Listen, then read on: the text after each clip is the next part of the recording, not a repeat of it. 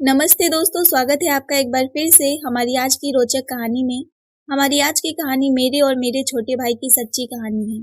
मेरा नाम सपना है और मैं अभी टीचर की तैयारी कर रही हूँ। साथ ही मैं प्राइवेट स्कूल में पढ़ाती भी हूँ। मेरे घर पर मेरे मम्मी-पापा और मेरा एक छोटा भाई भी रहता था।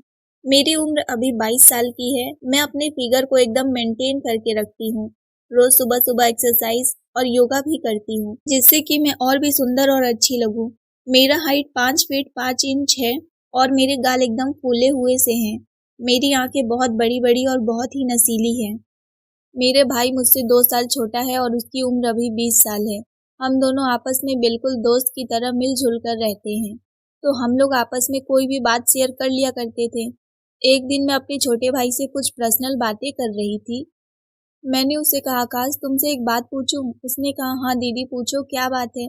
मैंने कहा, सच बताओ तुम्हारी कोई गर्लफ्रेंड है कि नहीं? आकाश बोला, अरे दीदी आप ये क्या बोल रही हो? नहीं, अभी तो मेरी कोई गर्लफ्रेंड नहीं है। आपके जैसी मिलती ही नहीं है। कोई आपकी तरह मिले तब तब तो मैं ट्राई करूंगा। हम दोनों आपस में ये सब बातें कर ही रहे थे कि तभी मम्मी वहां पर आ गई और आकाश को सब्जी लाने के लिए बाहर भेज दी। मेरा भाई सब्जी लाने के लिए चला गया, लेकिन मेरे मन में उसकी बातें चलने लगा। उसके मुंह से ये सब सुनकर मैं बहुत हैरान हो गई थी कि उसे मेरी जैसी गर्लफ्रेंड चाहिए। अब तो मैं सिर्फ अपने भाई के बारे में ही सोच रही थी। इतना सोचते सोचते पता नहीं कब मैं सो गई। मुझे कुछ पता ही नहीं चला और जब मैं उठी तो अपने रूम से बाहर आई, तब मैंने देखा कि घर पर कोई नहीं था। शायद मम्मी और भाई अभी तक मार्केट से घर नहीं आए थे। तो फिर मैंने सोचा, चलो मैं चलकर तब तक नहा लेती हूँ। मैं बाथरूम में नहाने के लिए चली गई और जैसे ही मैं नहाकर बाथरूम से आई तो मैंने देखा कि मम्मी और भाई भी मार्केट से आ गए थे।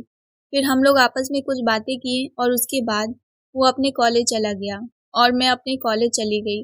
लेकिन मैं कॉलेज में तो थी, लेकिन मेरा ध्यान अभी भी मेरे भाई की बातों में ही लगा था, क्योंकि अभी तक किसी ने मेरे ऊपर ट्राई नहीं किया था। तभी मेरे पास एक मेरी दोस्त आई और बोली, क्या हुआ सपना, तुम क्या सोच रही हो? मैं बोली, नहीं कुछ नहीं। फिर अचानक से मैं उससे पूछी कि रचना एक बात बताओ, कोई आइडिया है कि कैसे पैसा कमाया जाए, क्योंकि अब तो हमारे कॉलेज भी खत्म होने को है।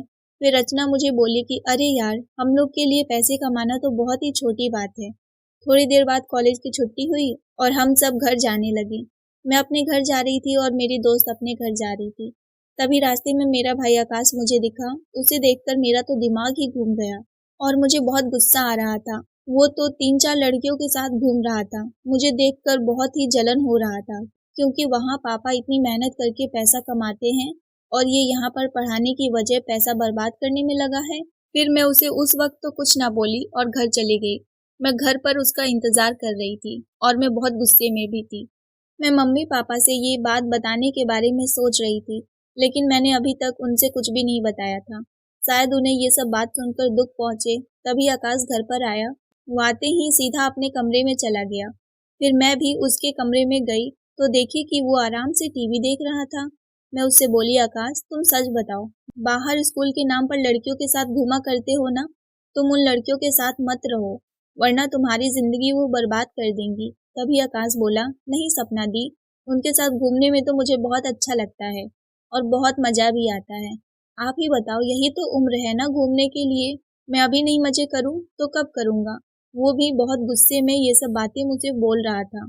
फिर मैं उसे बहुत समझाई कि ये सब गलत है, तुम मत करो। लेकिन उसने मेरी एक बात नहीं सुनी। आखिरकार मेरे बहुत बार उसे समझाने पर वो मुझे बोला कि अच्छा ठीक है, मैं उन लड़कियों के साथ नहीं घूमूंगा, लेकिन उसके लिए मेरी भी एक शर्त आपको माननी पड़ेगी। अगर आपको मेरी शर्त मंजूर है तो मैं उन लड़कियों के साथ रहना और घूमना भी छोड़ दूंगा। मैं उससे बोली, हाँ बताओ क्या शर्त है तुम्हारा? आकाश बोला, जैसे वो लड़कियां मेरे साथ घूमती हैं और मेरी सारी ज़रूरतें भी पूरा करती हैं, क्या आप मेरे साथ घूमेंगी और मेरी सारी ज़रूरतें भी पूरा करेंगी? मैंने कहा, तुम पागल हो गए हो क्या? ये नहीं हो सकता और मैं तुम्हारे साथ क्यों घूमूंगी? इस पर आकाश बोला, तो फिर इसीलिए कह रहा हूँ, मुझे कुछ भी मत समझाओ और अपना ज्ञान अपने पास रखो। मैं जो भी कर रहा हूँ उसके बीच में तुम टांग मत अड़ाओ। मैं बोली, अच्छा ठीक है, चलो मैं तुम्हें शाम को सोच समझकर बताती हूँ। इतना बोलकर मैं उसके कमरे से अपने रूम में आ गई और बेड पर बैठकर उसकी बातें सोचने लगी। मुझे अच्छी तरीके से समझ में आ रहा था कि मेरा भाई मुझे क्या कहना चाहता है। उसकी बातें सोचते ही मेरा दिल बहुत तेजी से धड़कने लगा और उससे धड़कनें और तेज बढ़ गई थी। मैं ये सब बातें सोच भी नहीं सकती थी कि मेरा छोटा भाई मेरे साथ ये सब करने की चाहत रखता है। मुझे तो लगा था कि कोई दूसरा लड़का मेरा बॉयफ्रेंड बनेगा या मुझे अपनी गर्लफ्रेंड बनाएगा। लेकिन अपने भाई की बात सुनकर मुझे लगा कि वो मुझे अपनी गर्लफ्रेंड बनाकर मेरे साथ घूमेगा और शायद वो सब काम भी करे मेरे साथ। यही सब बातें मेरे दिमाग में चल रहा था और मेरे दिल की धड़कनें बहुत बढ़ गया था। अगर अभी कोई मेरे पास होता इस वक्त तो मेरी घबराहट को बहुत अच्छे से महसूस कर लेता। फिर अचानक से मुझे उसकी पहले की बातें याद आ गई कि वो मुझे कैसे घूरता रहता था। अब मैं उसकी निगाहों को अच्छी तरह से समझ गई थी और उसने ये भी कहा था कि खास आपकी तरह कोई गर्लफ्रेंड मिल जाए। मैं उसकी बात को अब बिल्कुल अच्छे से समझ गई थी कि वो मुझसे क्या चाहता है। मैं बहुत परेशान थी कि मैं क्या करूं, मैं हाँ बोलूं या फिर ना बोलूं। अगर मैं नहीं बोलूंगी तो वो उन लड़कियों के साथ फिर से घूमने लगेगा और उसकी ज़िंदगी बर्बाद हो जाएगी। क्योंकि आजकल की सब लड़कियां सिर्फ अपना फ़ायदा देखती हैं और फिर लड़कों को धोखा देकर निकल जाती हैं। मैं नहीं चाहती कि उसकी ज़िंदगी पर कोई असर पड़े और उसकी पढ़ाई-लिखाई भी खराब हो।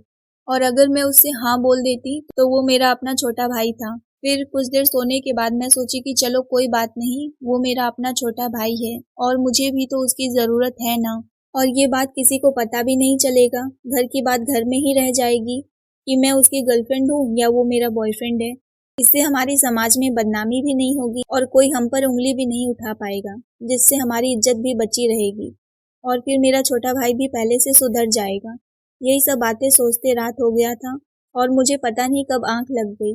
जब मैं सुबह के 5 बजे उठी तो अपने छोटे भाई आकाश के कमरे में गई। अब मैं भी उसकी बात मान ली थी, इसीलिए मैंने उसे जाकर कहा कि आकाश, मुझे तुम्हारी वो शर्त मंजूर है, लेकिन उसके पहले चलो हम लोग बाहर घूमने चलते हैं और कुछ मार्केट भी करेंगे। उसके बाद तुम्हें जो करना होगा करना। और साथ ही में मैंने उसे ये भी कहा कि ये बात किसी दूसरे को पता नहीं लगना चाहिए। और तुम्हें याद है ना, उन लड़कियों के साथ तुम्हें अब घूमना नहीं है और तुम कभी दिखाई भी नहीं देना उन लोगों के साथ। आकाश बोला, ठीक है दीदी, जैसा आप कहो, और आज के बाद तो आप जो बोलेंगी मैं वही करूँगा। मैं भी बहुत दिनों से इस दिन का इंतज़ार कर रही थी। आखिरकार वो दिन मेरी ज़िंदगी में आ गया। फिर मैं अपनी मम्मी के पास किचन में चली गई और मैं उनकी नाश्ता बनवाने में मदद कर रही थी। आज संडे था, तो आज हम लोगों की कॉलेज की छुट्टी थी। हम लोगों ने नाश्ता किया और हम लोग मार्केट चले गए। कुछ सामान लेने के लिए आकाश बहुत खुश था।